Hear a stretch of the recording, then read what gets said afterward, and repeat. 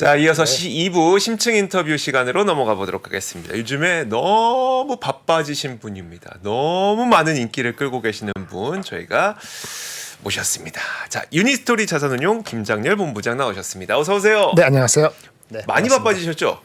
예, 좀 바빠졌습니다. 어떻게 이렇게 바빠지셨어요? 뭐 여기저기서 다 찾고 계시던데. 이제 약간 진행하는 것도 약간 있고 네. 보조 진행도 하나 더 생겨서 그래서 그것도 바쁘고 뭐 비슷한 얘기를 또 여러 군데서 똑같이 자기들 입장에서 듣고 싶으신 분이 계시니까 네. 아무래도 좀 조금 분명히 한 2개월 전부터 많이 는 것 저는 같아요. 딱 바빠지기 직전 식사 자리에서 만나 뵙고 아, 그렇죠. 본부장님은 될 뿐이다 생각을 했었는데 작년이었죠? 작년에? 네, 작년이었었죠. 가을이었나? 예. 실제로 그렇게 됐습니다. 저희 네. IFC에서 한번 같이 맞아요. 먹었을 때. 예. 자, 오늘 해주실 이야기는 반도체 이야기를 또 해주실 거죠? AI 이야기랑. 네, 앞에 지금 오신 분이 얘기한 네. 거랑 약간 겹치는 것도 있는데 네. 우리는 이제 반도체 시장으로 얘기하는 거니까 네네. 조금 더 포커스를 줘서 하겠습니다. 아, 근데 그거 시작하기 전에 네. 워낙 마이크론 테크놀로지에 대해서 중국이 뭐 보안상의 네. 이유가 있다라는 예. 얘기를 하면서 지난 금요일에 마이크론 테크놀로지도 내렸고 AMD랑 엔비디아 같이 내렸거든요. 이 건에 대해서 한번 얘기해 주실 수 있으실까요? 내렸다니 뭘 내렸어요? 주가가 내렸었잖아요. 아, 조금 AMD 네. 빠졌나요? 마이크론 조금 빠지고 네네. 마이크론 한 6% 빠지고 엔비디아랑 AMD도 한 1, 2%씩 빠져. 한국은 안 빠졌죠. 네. 마이크론 거는 빠질 수 있죠. 네. 그 하지 말라고 네네. 경고를 준 건지 아직 금지한 건지 정확히 모르겠는데 금지했나요? 경고했나? 아니죠. 보안상의 이유가 보안상의 문제가 있다. 문제였는데 그래서 경고 네. 사지 마라, 그쵸. 팔지 말라 그런 거 네. 완전 히 금지시킨 거예요. 금지시킨 거. 아니 금지시킨 건까지는 안 나왔어요. 안 나갔어요. 네. 그래도 금지해서 안 팔린다. 우려가 되는 거니까 안 좋은 거죠. 걔네 주가한테는. 우리한테는 좋은 거죠. 우리 거 팔면 되니까. 라고 하는데 우리 거도 미국 사람들이 팔지 말라고 바이든 대통령이 그렇게 얘기했다면서요. 그렇죠, 그렇죠. 그러니까 네. 마이크론이 뭐 그 20을 팔고 있었어. 물량 100 중에서 한 20 정도를 미국 중국에 팔고 있었어요. 근데 20이 빠진다, 진짜. 네. 그러면 20이 보면 20이 차지하던 중국에서 수요가 있는데 네. 그 누군가 채워야 될 거 아닙니까? 그럼 우리는 그걸 채우러 들어가려고 하는데 미국이 못 하게 해요. 그럼 중국은 어떡하죠? 중국 이제 마이크론 거 안 들어오는데 채워지지 않으면 생산을 못 할 거 아니에요. 네네. 그 반도체 디램을 사용하는 쪽에서. 그럼 중국은 어떻게 할까요? 야, 그 우리가 중국한테 얘기할 때, 그 바이든 할아버지가 팔지 못하겠어, 너 못 판다. 네 알아서 해라고 할 수 있을까요? 그럴 수는 없다고 봐요. 내가 봤을 때는 뒤로 뭐 홍콩이고 싱가포르 이상한 데 해가지고 안 파는 것처럼 하면서 그 비어 있는 그 공간을 어떠한 식으로 한국 제품으로 메꾼다 이거죠. 바이든도 자기네 미국 제품으로 딱 지켜서 들어가는 건 그거는 못 보겠지. 네네. 하지만 한국도 너 하지 마라고 했지만 한국이 뒤로 어떻게 해가지고 뭐 스머글링 하는 거 아닙니까? 한들 그것까지 막을 수 있을까 피지컬이? 그런 의문이 들어요. 그런 의문이 안 들고 진짜 저기 마이크론 거도 못 팔고 한국 거도 못 팔고 하면은 그러면 한국 주식도 안 좋은 거고 왜냐면은 못 판 그러면 20이라는 시장이 없어지는 건데 그러면 그 물량은 어디다 팔어 마이크론은 다른 나라에 팔 거 아니에요. 그렇죠. 우리하고 싸우고 네. 그럼 가격 내려가잖아요. 네. 그러니까 다 같이 망하자는 건데 뭐 하자는 거예요. 그래서 이거는 정치가 들어오기 때문에 마이크론 너 팔지 마 딴 데 해. 네네. 한국 너도 하지 마 했지만 실질적으로는 한국은 중국하고 다른 루트로 하지 않을까. 어차피 둘 다 이해관계가 똑같으니까 네네. 이렇게 된다고 보고 그런 것이 투영돼서 주가는 아직까지는 삼성전자 하이닉스는 그런 건 나쁘게 반영되지 않는다 이렇게 볼 수 있을 것 같습니다. 알겠습니다. 알겠습니다. 혹시나 네. 싶어서 한번 네, 여쭤봤고요. 네. 자, 그러면은 오늘 준비된 내용은 뭐부터 볼까요? 네. 일단 반도체는요. 아까 뭐 앞전에도 말씀드렸는데 매크로 경기랑 중요하고요. 네. 더 중요한 건 심리 상태. 매크로가 중요하다는 건 펀더멘털리 수요가 돌아서는 거는 매크로가 영향을 많이 받아요. 네. 그래서 ISM 지수도 보고 그다음 우리 고객들 PC 만드는 회사, 스마트폰 만드는 회사, 데이터 센터 만드는 회사가 어떤 프로덕트가 있고 어떤 생산 계획 말이 막 굴리잖아요. 네네. 근데 확 변화되는 거는 그 사람들 센티먼트거든요. 네. 그 사람들 경기에 영향을 받는다고요. 그래서 결국은 경기 지표의 흐름, 뭐 선행 지표 그다음에 센티멘트의 변화, 네. 그다음에 어떤 시그널, 과거의 역사 이런 거 가지고 혼합해서 움직이는 거예요. 우리는 그거에 잘 훈련되어 있으면 주식은 반도체 8대 공정 그런 거 몰라도 네. 투자한다. 아, 그래요? 8대 공정을 알면은 좀 자기가 좀 뚜렷해지니까 네네. 좀 이렇게 좀 마음에 안심이 되지. 아, 네. 무슨 소리인지 알아들어야 되는 거니까. 네네. 근데 그거를 알아들기 위해서 너무 뭐 저기 반도체 공부를 뭐 저기 한 달 동안 무슨 어디 들어가 살 필요는 없거든요. 네네. 저희가 준비한 무슨 기초 계시 이런 거 하면 되는 거고 아주 중요한 건 뭐라고요? 매크로는 봐야 되고 어느 정도 알아야 되고 네. 센티먼트가 중요하고 그다음 시그널이 몇 개 있는데 오늘 그 얘기 드릴 거예요. 알겠습니다. 시그널 몇 개 하면은 반도체 주식을 늦지 않게 들어갈 수 있다라고 말씀드린 거죠. 지금은 늦은 상태 아니죠? 뭐 한 70%는 그러니까 가장 바닥에서 따지면은 네. 가장 꼭대기가 100이잖아요. 네. 65 정도 왔어요. 아주 적시에선 조금 올라왔어요. 네네. 네. 그래도 사실은 네. 3월달, 4월달 이렇게 할 때 네. 계속 바텀에서 나눠 사라는 것이 어느 순간 올라가면은 요즘 며칠 사이에 네네. 주가가 한 5% 10% 오르잖아요. 그거 더 주고 프리미엄 주고 들어가야 되거든요. 네네. 근데 지금 만약에 안 들어가면은 아마 그 70, 80에서 살 수도 있기 때문에 지금은 이제 들어가시는 게 맞다 이렇게 말씀드리겠습니다. 알겠습니다. 알겠습니다. 그럼 매크로 한번 볼까요? 지금 네. 매크로가 어떤 상태인지? 근데 매크로는 아까 간단히 말씀드릴게요. 금리 인하를 이제 미국이 금리 인하를 하든 말든 네. 관계 없어졌다. 관계 없어졌다고요? 금리 인하를 안 하더라도 네. 그러니까 금리 인상을 멈추잖아요. 네. 그리고 연말까지 금리 고금리로 한 5.5% 가잖아요. 네. 그래도 반도체 주식은 관계 없다. 없어요. 없어요. 원래 매크로가 매크로가 떨어질 때는 언제냐면 매크로 영향을 받지 언제냐면 작년 4월, 5월, 6월이에요. 여기 시그널인데 가만히 있다가 금리를 빅 점프를 한대. 네. 빅 스텝이 아니고 자이언트 스텝 기억나세요? 네. 삼성전자가 언제 52,000원까지 내려갔어요? 작년 6월이에요. 작년 6월에 네네. 자이언트 스텝이 0.75를 하면서 내려갔거든요. 보세요. 그런 게 갑자기 예상하던 안 하던 그런 액션이 금리 인상을 해버리면은 네. 주가는 개박살나는 겁니다. 네. 먼저 빠졌죠. 네. 근데 5월달, 6월달 기가 보세요. 반도체 삼성전자 실적은 엄청 좋았어요. 그렇죠. 네. 근데 애널리스트나 사람들이 어떻게 이렇게 실적이 좋은데 뭐 금리 인상한다고 왜 이렇게 호들갑이야? 그럼 5만 원 5만 원 빠지니까 어디가 바닥이라니 뭐 했잖아요. 네. 근데 그 전에 금리 인상이 염두에 두기 시작한다. 그건 굉장히 민감한 거예요. 네네. 그래서 금리가 인상된다면 굉장히 민감한 거다. 근데 경험했죠. 근데 금리 인상을 했잖아요. 네. 그리고 미리 빠졌죠. 네. 6월 달에. 뭘 반영해서 6월 달에 작년 연말에 가면은 6개월 뒤에 이익이 엄청 내려갈 거라는 것을 직관적으로 느껴서 사람들이 6월 달에 다 빼놓은 거거든요. 네네. 그때 들어가야 되는 거예요. 만약 그때 들어갔으면 53,000원에 사가지고 네. 지금까지 얼마야? 한 25% 올랐죠. 그쵸, 그쵸. 25% 올랐죠. 더 많이 오르지 30% 않나요? 올랐나? 네, 그 정도 되겠죠. 한 네. 20 몇 프로 올랐잖아요. 물론 뭐 저기 그 2차 전지 날아가는 그 몇 개월 사이 이런 거하고는 안 되지만 장 대비했을 때 사실은 네. 6월 달에 그때 금리 인상을 엄청 했을 때 만약에 들어갔으면은 현대차 기아보다 아웃퍼폼했습니다. 삼성전자가. 그렇죠? 네. 그래서 선행성이 있다. 근데 선행성이 뭐냐면 그 안 좋은 시그널이 나올 때는 선행성이 아주 빨라요. 네. 그러니까 다음부터도 안 좋은 시그널이 나올 것 같은 느낌이 들잖아요. 네. 그러면 미리 버리세요. 미리 버리셔야 돼요. 그리고 지금 주가가 올라간 거는 작년 10월부터 본격적으로 좀 오르기 시작했어요. 네네. 그러니까 6월부터 10월까지는 막 스트럭을 하다가 10월인가 11월부터 올라가기 시작했어요. 이제 금리 인상을 더 많이 못할 거라는 생각이 그때부터 야금야금 올랐고 물론 금리 인상 올랐지만 네네. 그때부터 바닥을 잡은 거예요. 그리고 지난 일주 딱 지금 5월 22일인데 지난 일주 상간에 완전히 바뀌었습니다. 요 상간은 하루하루가 조금 천천히 바뀌거든요. 네. 천천히 바뀌는데 시그널들이 하나, 둘, 셋, 네 개가 나왔어요. 네. 하나, 둘, 세 개, 네 개 나왔을 때 저기 머리가 든 이게 시크릿 아는 사람은 첫 번째 나왔을 때 이건 바이다라고 생각했을 거예요. 그래서 네 개가 네. 뭔지를 말씀드릴게요. 첫 번째 네, 시그널부터. 다음부터 네. 나쁜 뉴스가 나올 것 같다면은 네. 미리 반응하는 게 맞아요. 그 대평원에서 사자를 보면 어떻게 해요? 미리 도망쳐야죠. 뛰어야지.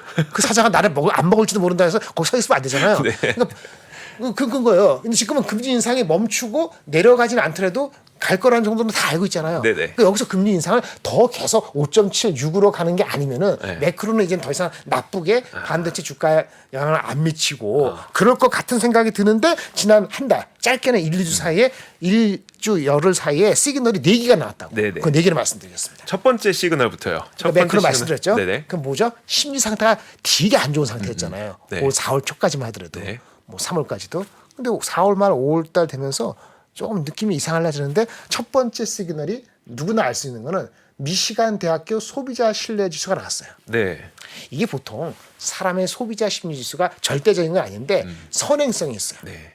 그러니까 뭐 그 OECD 경기 선행 지수 있잖아요. 이런 거랑 비슷해요. 근데 그건 좀 너무 늦게 나오죠. 늦게 나오죠. 어. 이거는 매달 나오는데 네. 매달 마지막 주 금요일 날 걔네 시간으로 네네. 우리는 장 끝나고 집에서 쉴 때 금요일 날 밤인데 그때 나와요. 그러니까 우리 그 다음 주에 나오죠. 네. 근데 얘네가 두 번째 금요일 날 예비 지수를 발표해요. 예비 지수. 이번 주 5월 달 금요일 날이 언제였을까? 두 번째 금요일 날 5월 12일입니다. 네. 5월 12일 날 소비자 신뢰 지수가 나왔어요. 네. 요거 뭐 넘어가고 뭐 5개 질문하는데 어디 갔지? 네. 소비자 신뢰 지수가 5월 10일에 발표됐습니다. 지금부터 열흘 전입니다. 네. 57.5로 급락했어요. 맞아요. 네. 기억나요. 오, 63.5에서 네. 작년 11월 이후에 다시 아주 급락한 거예요. 근데 이 해석을 아주 재미나게 하신 분이 계세요. 제가 이 내부적으로 발표했는데 우리 회사 내부적으로도 이런 걸 트랙하는 리서치 기관의 어떤 설립자가 얘기했는데 심리가 이렇게 위축될 때는 이는 언제나 반대를 나타낸다. 중요한 건 심리가 좋아져야 된다고 말씀하셨는데. 최악일 때 네. 반대 좋아질 거에 대한 기대를 해야 되는 거예요. 무슨 말인지 아시겠죠? 네네. 그래서 여기 59 밑으로 내려갈 때마다 과거를 보니까 향후 2년간을 내다봤을 때 59 이하로 내려갔을 때 확 주식을 사면은 네. 확실히 먹었다. 최악일 때. 네네. 네. 그래서 그런 경우가 있다는 걸 이분이 하시는데 한번 볼까요? 평균 값은 85고 네. 뭐 표준 편차가 13이면 한 72잖아요. 네네. 근데 표준 편차 곱하기 2 그럼 26. 85에서 26을 빼면 59잖아요. 네네. 그 이하로 떨어지는 경우에는 기회다는 얘기예요. 그 통계적으로 이 사람이 한 거예요. 네. 그래서 1979년 이후에 이 소비 지수가 표준 편차 2배 이상 59 이하로 떨어진 적이 4번밖에 없었어요. 그 4번에 그래요? 들어갔으면은 어. 주식을 먹었다는 거죠. 재밌죠? 저희는 5번째를 기다려야 되나요? 그렇죠. 이번이 5번째라는 거예요. 이번이 5번째. 그러네요. 네. 80년에 70년대 후반에 그 유가 폭등하고 했을 때 네. 여기 아무도 안 계시지 안 태어나신 분 많고 네, 저 그렇죠. 역시 어린애니까 기억 못하고 네. 그때도 이게 59 이하였답니다. 그때 들어갔으면 80년에 S&P5가 아니고 오타가 많습니다. 네. S&P 500가 32% 올랐어요. 그 이후에 뭐 1년 동안이 1년 아니면 동안, 1년 동안. 네. 80년 3월 이후부터 그다음에 2008년 2009년 글로벌 금융위기 때 네. 그때도 이렇게 59 이하로 내려가 갖고 들어갔으면 역시 금융위기 다 아시니까 26% 올랐고 네. 그다음에 미국의 부채 한도 이슈 때문에 다운그레이드 되고 그리스 남유럽 부채 위기일 때 이게 그 유럽 금융위기죠. 네. 그때 했을 때 들어갔으면 첫 해는 16% 32% 올라갔다 이렇게 얘기를 하는 거고 네. 가장 최근에 하나 둘 셋 넷 다섯 번째는 이번 조금 어려웠어요. 네네. 작년도 6번을 59로 떨어졌어요. 이게 좀 지겨운 거지. 그쵸. 59 밑에 내려갔는데 바로 안 잡혔어. 네네. 5월 달에 58.4, 그 다음에 6월 달에 자이언트 스텝 했을 때 50. 거의 뭐 역사에서 이래로 51.5 올라갔죠. 58, 59에서 올해도 이렇게 올라오다가 다시 60까지 올라갔다가 떨어진 거거든요. 그러니까 올해는 난이도가 작년 말부터 올해까지는 이 소비자 신뢰 지수도 바닥이야 아니야 그러면서 시그널을 해왔지만 길게 보면은 그때 네. 그러니까 최악일 때 야금야금 분할 매수하면은 결국은 돌아오는 거였다. 이런 얘기를 해서 이번에 59로 떨어진 거에 대해서 놀라지 말고 최악일 때가 기회일 수 있다. 오히려. 이런 시그널을 준 거예요. 와. 그게 언제였다고요? 5월 12. 열흘 전에. 네. 그게 불과 왜 열흘 이거 전. 말하면은 네. 그 다음에 연결되는 게 계속 그러는 거예요. 네. 일단 소비자 신뢰 지수, 심리 지수가 그 최악일 때 네. 바닥을 친다는 건데 그래서 리스크온은 아까 말씀드린 거고 이거 넘어갑시다. 어떻게 나오냐면 이게 5월 15일, 5월 17일, 그다음에 지난주 네. 이게 날짜는 정확히 기억나지만 하나는 5월 15일이고 하나는 5월 17일이고 지난주 말까지 나온 얘기. 지난주 네네. 다 나온 거. 첫 번째 아까 5월 10일에 소비시는 공교롭게 벌스타인 증권회사가 네. 마이크론 주식이 그날 6%인가 올랐어요. 맞아요. 네. 그게 뭐 때문이냐? PC의 최악은 끝났다. 네. 네. 예. 최악은 끝났다. 네네. 이런 식은 이거 나왔어요. 근데 이게 중요한 포인트가 뭐냐면은 우리가 반도체가 사용되는 것이 가장 많은 것이 오늘 말씀 어디라 그랬죠? 우리 딜의 경우에 한 40% 차지하는 게 데이터 센터. 네. 그 다음에 한 30% 원래 후반이었는데 네네. 스테이플이 안 팔려갖고 30% 초반 줄어들었어요. 40% 30%. 휴대폰이 30%? 30% 네. 많이 줄었어. 38%인데 그다음에 그래픽 메모리. 네. 그래픽용으로 한 10% 초반.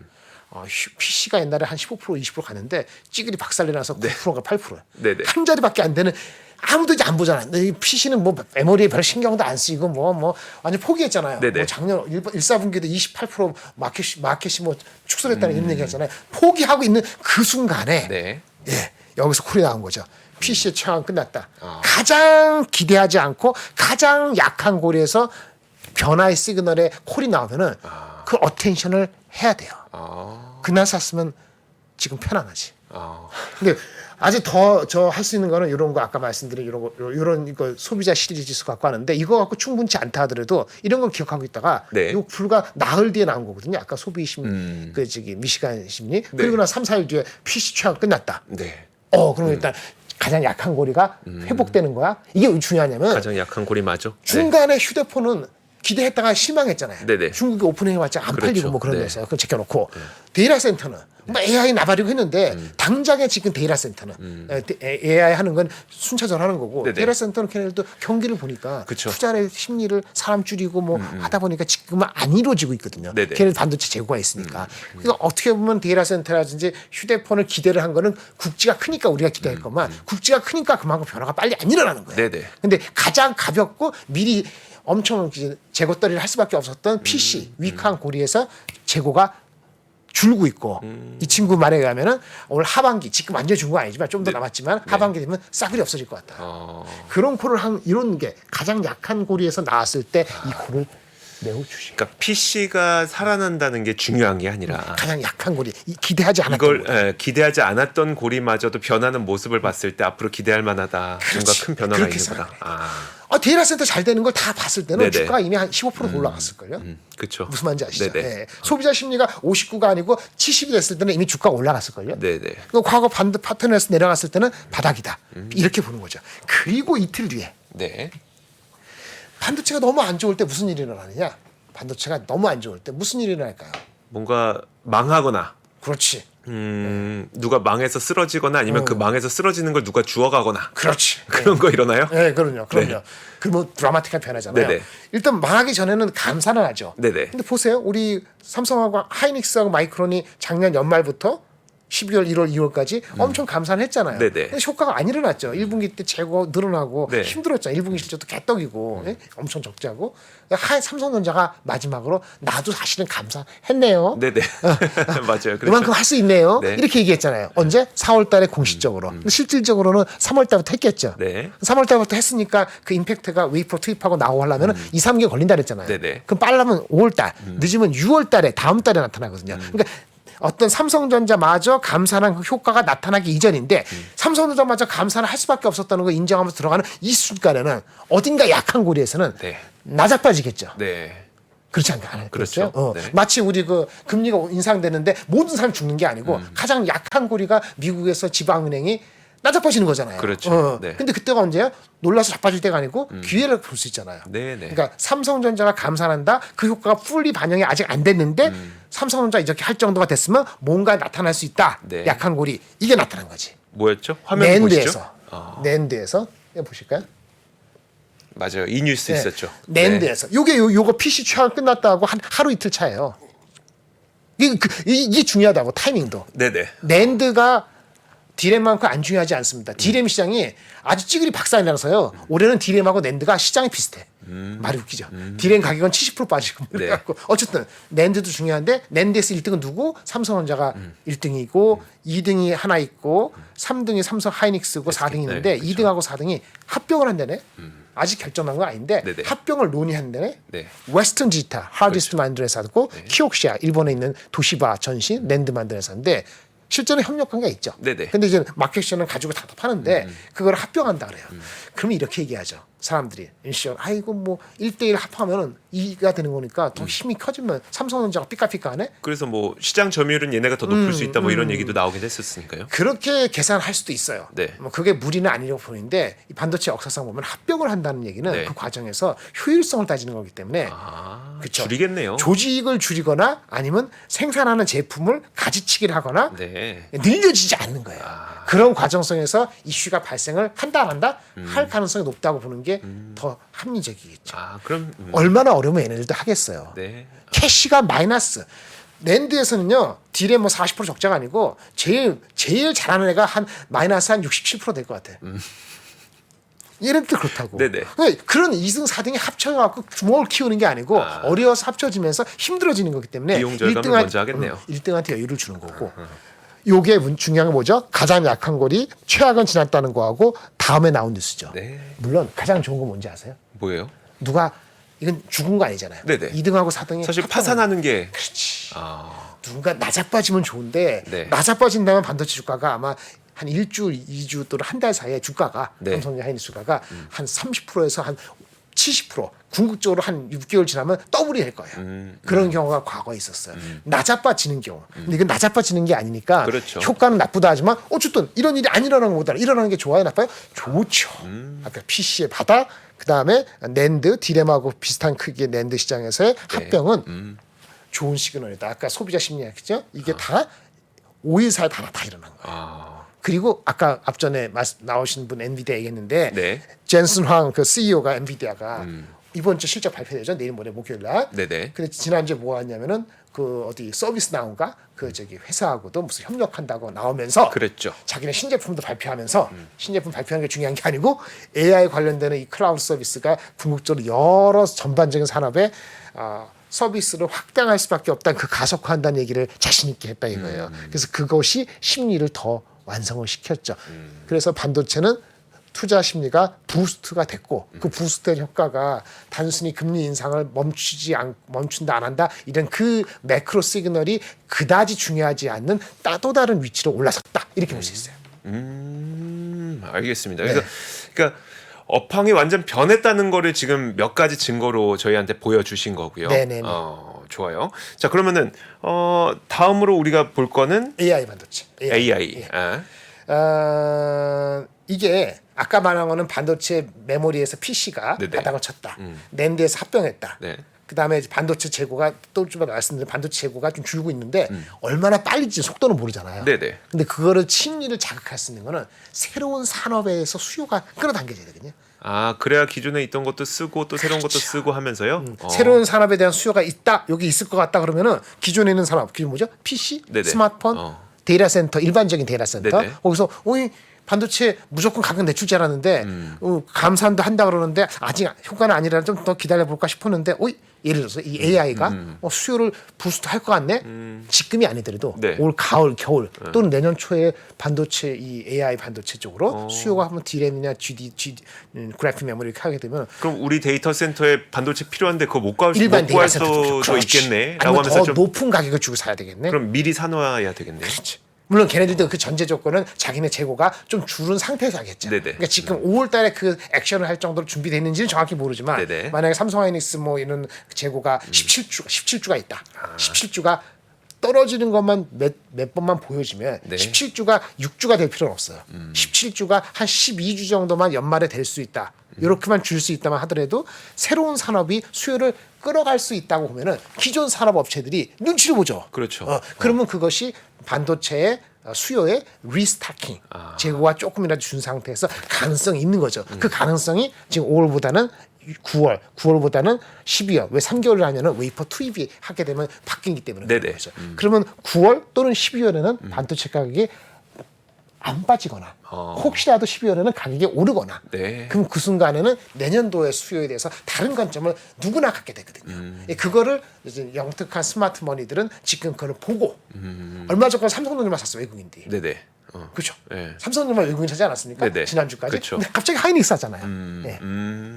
삼성전자를 사는 건 한국 산다 그래서 환율이 어쩌고 여러 가지 그쵸. 현상이 있고 지수 사는 거고. 네. 그것도 사고 뭐 6개월 기다릴래 그럴 수 네. 있는데 하이닉스 그 사가지고 9개월 무조건 기다려 이러진 않거든요. 모멘텀 변화를 본 건데 아까 말한 소비자 심리, PC, 그다음에 낸드의 합병, 그다음에 지금 뭐죠? 그래서 새로운 산업이 끌어준다면 더 베팅을 하는 거죠. 그렇죠. 그 새로운 산업이 젠슨 황이 얘기한 AI에 대한 전반적인 내레이션인데 네. 그거를 먼저 시장에서 받아들이는 거는 미국의 AI 관련되는 빅텍이 리드한 거죠. 네. 지난주에. 그래서 AI가 주도하는 시장이 올라간 거에 대해서 미래에셋 증권에서 지난주 금요일 날 세 가지 단어로서 딱 정리했어요. 앞에 나온 거랑 중복되는지 모르겠어요. 네, 한번 개념을 잡읍시다. 네. AI 기술은 사실은 뭐 많이 보셨겠습니다만 AI 자체 그 뭐 한 거는 옛날에 앨런 튜링이라는 그 수학자 영국 이런 식으로 해서 나왔고 뭐 하고 50년 다 했다고 개념을 잡았어요. 네. 근데 반도체가 그 성능이 안 되는데 뒷받쳐지지 않는 거죠. 네. 그래서 안 된 거거든요. 그다음에 데이터가 쌓이지 않았기 때문에 이제 됐어요. 네. 그리고 A라는 게 우리가 바둑 뭐 저기 이세 누구지? 알파고와 이세돌. 네. 이세돌 맞아요? 그런 거 할 때 10년 전인가요? 네. 8, 9년 전인데 일단은 그런 특정한 용도의 AI였어요. 맞아요. 특정한 용도. 그쵸. 바둑, 장기. 예를 들어서 체스. 근데 그거 뭐 우리가 그 사람만 하는 거지 관계 없잖아요. 네. 근데 지금 나오는 AI는 뭐냐? 특정 서비스 형태로만 제공되는 것이 아니고 그러니까 범용이라 해야 되나? 네. 기초가 되는 모델이에요.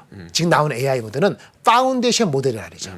그 파운데이션 모델은 개발해 놓으면 우리 스타트업 업체들이 그걸 가지고 와가지고 그렇죠. 특정 산업으로 응용해갖고 파생시키는 모델을 만드는 기본이 되는 게 파운데이션 모델이거든요. 네.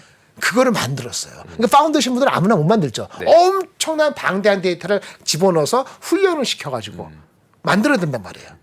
아무나 못 한다고. 근데 해냈죠. 그렇죠? 누가 해놨잖아요. 그렇죠. 마이크로소프트, 오픈AI에서. 오픈AI 해놨잖아요. 그러니까 그걸 가지고 나왔기 때문에 기반이 된 거고.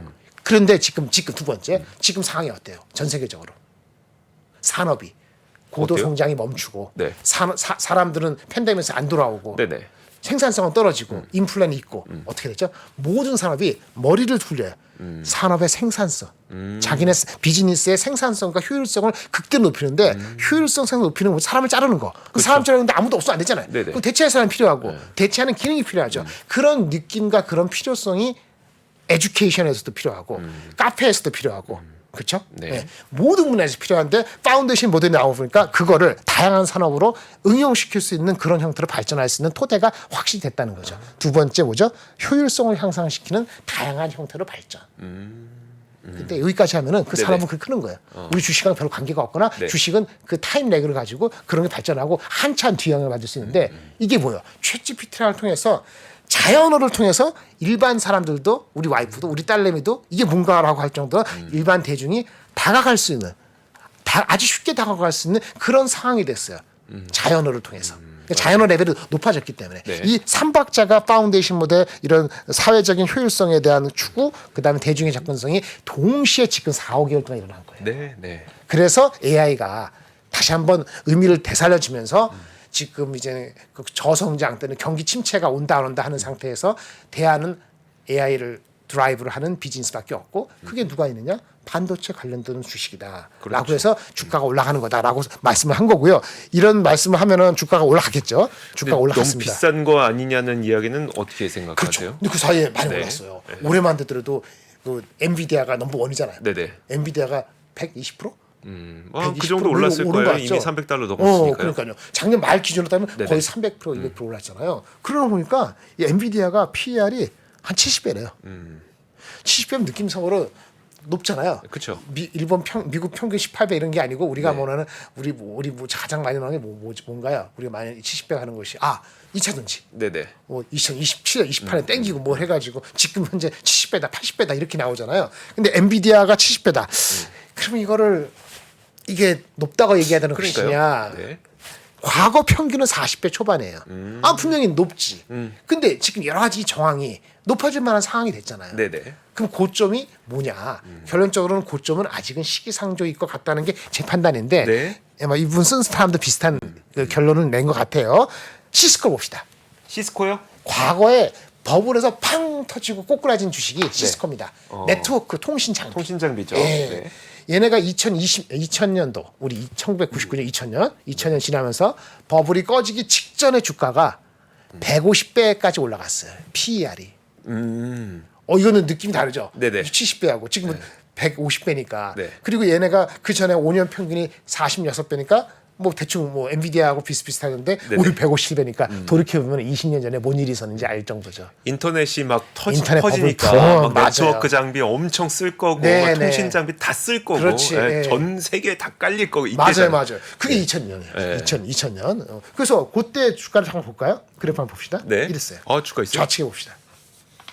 좌측에 시스코 그 뭐야 이게 그 귤색 있는 것이 주가고요. 네네. 뭐 차이가 없어요. PER이 같이 따라가죠. 98년 말, 99년 들어가기 전에 네. 부터해가지고 주가가 이렇게 올라갔어요. 그죠? 얼마 올라간 거야? 한 5배 올랐나? 멀티플은 한 40배 하던 것이 160배 된 거잖아요. 네네. 아주 단기에. 근데 지금 우측의 엔비디아는 뭐 그 정도 아니죠.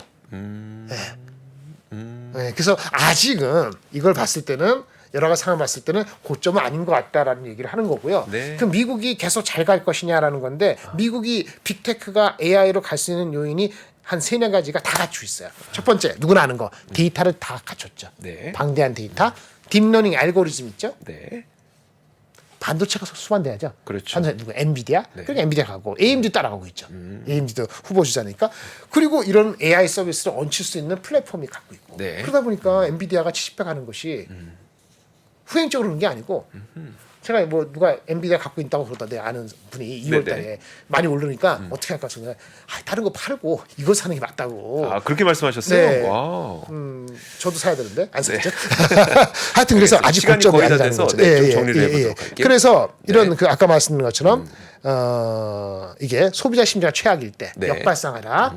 시그널은 동시에 나온다. 네. 아까 뭐라 했죠? 이렇게 PC 최악, 낸드, 그다음에 AI. 네. AI는 계속적인 의미가 있는 거잖아요. 그러면 반도체 시장에서 삼성전자 하이닉스가 계속 간다고 말씀드릴 수 있을 것 같은 거죠. 네. 마지막으로 이런 게 있습니다. 하나만 말씀드릴게요. 네. 일반적인 서버는 한 1,000만 원짜리 우리의 일반적인 서버는 네네. 거기에 들어가는 요소를 보면은 CPU나 DRAM이나 낸드나 네. 이 가격대 비중이 크게 차이가 안 나죠. 네네. 그러니까 그러네. 일반 서버는 역할의 분담이 가격적으로 버젓이 비슷한 거예요. 네. 근데 지금 H100이라고 하는 거 많이 보셨는데 인공지능 반도체죠? 예, 우리 엔비디아에 쓰는 네. 거 H100 8개 사용해서 서버를 하나 만드는데 네. 거기에 사용되는 건 20만 불짜리 엄청 비싸잖아요. 이게 얼마야? 이게 30배 비싸는가? 네. 20만 불. 20만 불인데 그 차지하는 게 대부분이 뭐예요? GPU. 20만 불이에요. 20만 불. DRAM은 별로 많이 늘지 않았죠.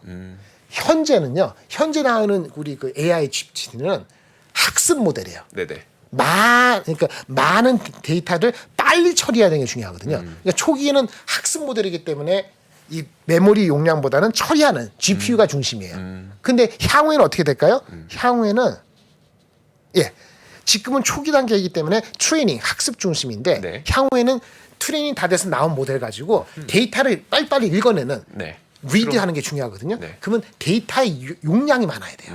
데이터 자체 메모리된 데이터를 빨리 하게 데이터 용량이 많아야 되고 데이터가 저전력 이렇게 되거든요. 메모리의 가치가 중요해야 돼요. 네. 그러면 아까 나온 지금 엔비디아가 주도하고 있기 때문에 GPU가 다 버짓을 다 차지하고 있는데 네, 네. 점점 갈수록 메모리에 대한 쪽으로? 용량이 더 늘어날 가능성이 커지면은 지금은 비록 미미하지만 이 메모리가 영향을 미칠 수 있고 그것이 지금보다 5배, 10배 커지는 시장이 되면은 올해보다 내년, 내후년도에는 이 새로운 산업에 대한 수요가 네. 끌어당길 수 있다고 사람이 믿기 시작할 것이고 그러면 다른 쪽에 기존에 있는 디램 메모리 쪽에서도 수요에 대해서 반도체 가격을 압력하는 하향 압력을 점차 누그러뜨릴 수밖에 없는 시대가 온다. 주가는 그거를 지금 선반영하기 초기, 중반, 초기 정도로 가고 있다. 이렇게 볼 수 있을 것 같습니다. 알겠습니다. 여기까지 말씀드리겠습니다. 자, 김장렬 본부장님과 함께 엔비디아의 고점은 아직 시기상조다. 고점 논란을 얘기하는 건 아직 시기상조다라는 것과 그리고 지금은 GPU가 많이 차지하고 있지만 시간이 지나면 지날수록 메모리가 훨씬 더 많이 필요해질 것이기 때문에 그것도 기대해 볼 만하다라는 이야기를 해봤습니다. 자, 김장렬 본부장님 보내드리도록 하겠습니다. 고맙습니다. 감사합니다. 복잡하고 어렵게 느껴지는 재무제표와 용어들. 친절한 투자 멘토 사경인 마스터가 매주 새로운 콘텐츠로 알기 쉽게 설명해드립니다. 재무제표 분석과 포트폴리오 구성, 뭐 양대 재무제표라고 그러면 대차대조표랑 손익계산서가 있거든요. 매수 매도 방법, 이때 사는 게 좋겠네. 이렇게 사면 좋겠다. 근데 이렇게 살려면 뭘 해야 되냐면요. 나머지 3분의 1은 놔둬봅니다. 어디까지 가는지. 실전 투자 팁까지 알려드립니다. 오직 3프로 멤버십에서만 만나실 수 있습니다.